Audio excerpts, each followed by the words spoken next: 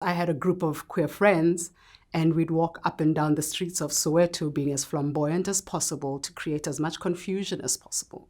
Because the idea was to kind of, deconstruct gender. Even though now we have the words, right? Now the words are non-binary and genderqueer, and now we have all these different words that we're using. Then all we were was just other.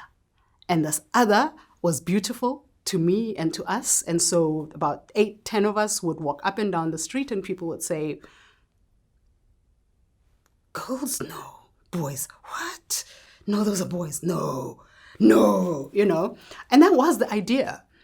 What GLOW did by being formed in 1988 was to formalize something, was to formalize structure, was to give also a political voice to who we were. And like I said, we had no words for who we were, what we were doing.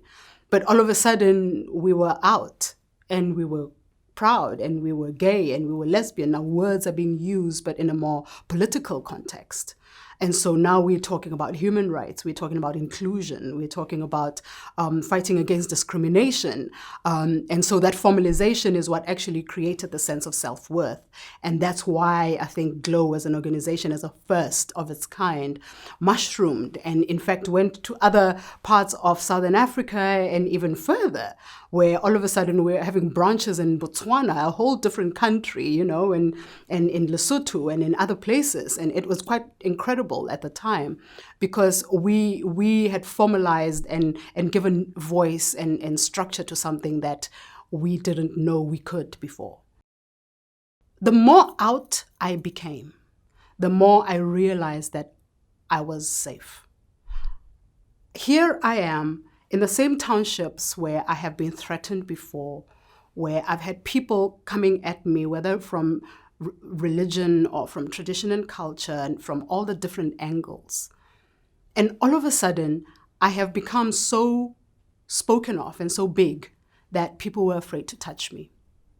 And so the more out I was, the safer I got.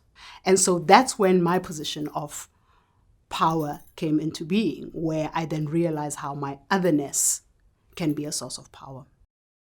After 1996, when the Constitution was adopted, everyone started kind of realizing that, now we're free, so now we can just be ourselves.